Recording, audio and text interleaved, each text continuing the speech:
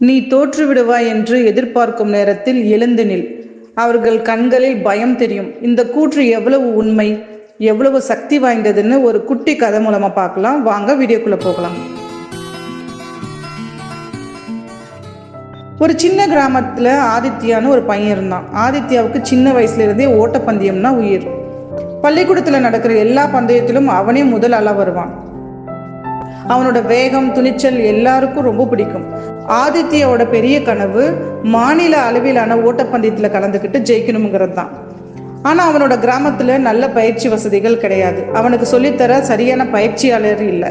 நகரத்தில் இருக்கிற மற்ற போட்டியாளர்கள் எல்லாம் பல வருஷமா பெரிய ஸ்டேடியங்களில் சிறந்த பயிற்சியாளர்கள் கிட்ட பயிற்சி எடுத்தவங்க.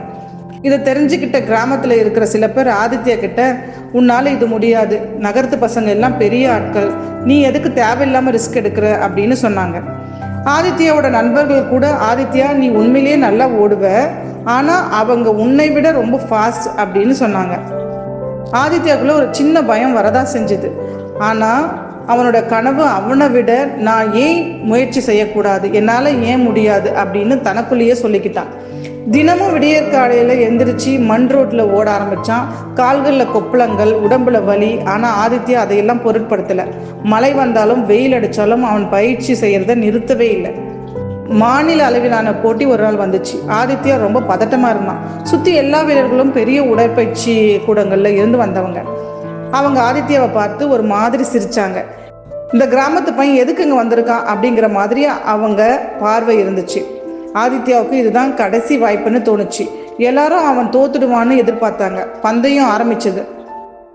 முதல் சில சுற்றுகள்ல ஆதித்யா பின்தங்கி தான் இருந்தான். எல்லாரும் அதான் சொன்னோம்ல, அவன் தோத்துடுவான்னு அப்படின்னு முணுமுணுக்க ஆரம்பிச்சாங்க. ஆனா ஆதித்யாக்குள்ள ஒரு குரல், இல்ல ஆதித்யா, இதுதான் நேரம், நீ எழுந்திருக்கணும் அப்படின்னு சொல்லுச்சு. கடைசி சுற்று வரும்போது ஆதித்யா தன்னோட மொத்த பலத்தையும் திரட்டினான். அவன் கண்களை மூடி தன்னோட கிராமம், அவனோட கனவு, தன்னை நம்பின சில பேர் எல்லாத்தையும் நினைச்சுக்கிட்டான். திடீர்னு ஒரு மின்னல் வேகத்துல ஓட ஆரம்பிச்சான்.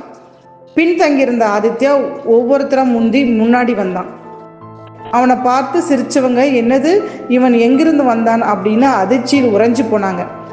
அவங்க கண்கள்ல ஒருவித பயம், ஒருவித ஆச்சரியம் தெரிஞ்சது.